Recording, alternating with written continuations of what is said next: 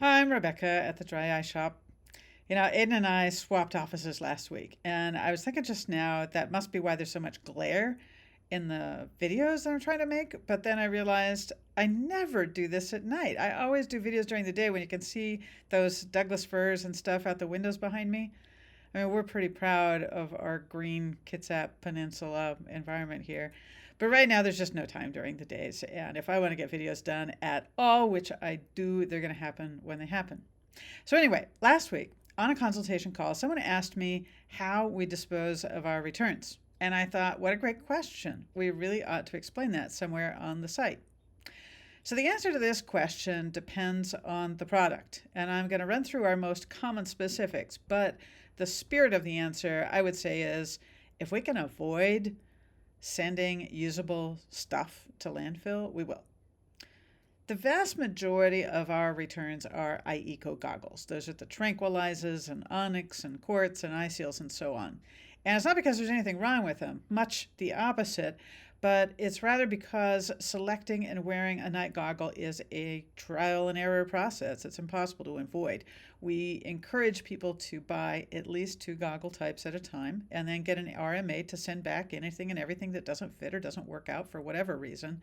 And we've learned to do that because people really are not as well served when they try one, send it back, try another, send it back, as best when you've got more than one and you can swap them out nightly for a little while and really figure out what's working best.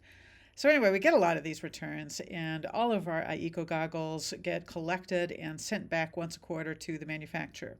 We are very thankful, by the way, that they swap out all of our returns for us. That's what allows us to have this return policy. I can't say that I've ever considered it my business to ask them where those returns go, but anyway, that's where we send them.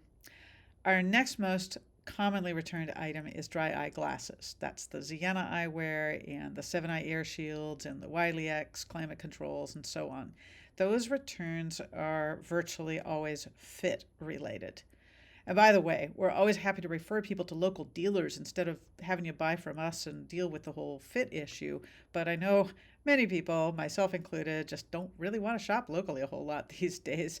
And the price you pay for shopping online for dry eyeglasses is it's going to be something of a crapshoot whether these shields are going to fit your face properly and give you a decent seal. You just won't know for sure until you try them. So, anyway, for these optical returns, the ones that are returned according to policy in perfect condition, we disinfect them and polish them and return them to stock. If there's any that are actually defective in some way, which is rare, we return those to the manufacturer. Everything else, that means the ones that didn't comply with the return policy, which is probably more often than not, to tell the truth, those go into freebie stock for people who can't afford them, or they get donated to the Dry Eye Foundation for Dry Eye Helpline clients. And by the way, if you have any dry eye glasses kicking around in excellent condition that you cannot use and would like to rehome, you can always donate them to the Dry Eye Foundation. All right, what else? Consumables. So eye drops and salines and lid scrubs and stuff like that. Well, we don't actually accept returns of those unless they're still sealed in the original packaging and it's within our 30-day policy. In that case, if they arrive in good enough condition, they will either go back into stock or more likely, honestly, they'll go into freebies, especially if it's something that we don't often have freebies of. So that's what we do with returns at the Dry Shop. Thanks for listening. See you next time.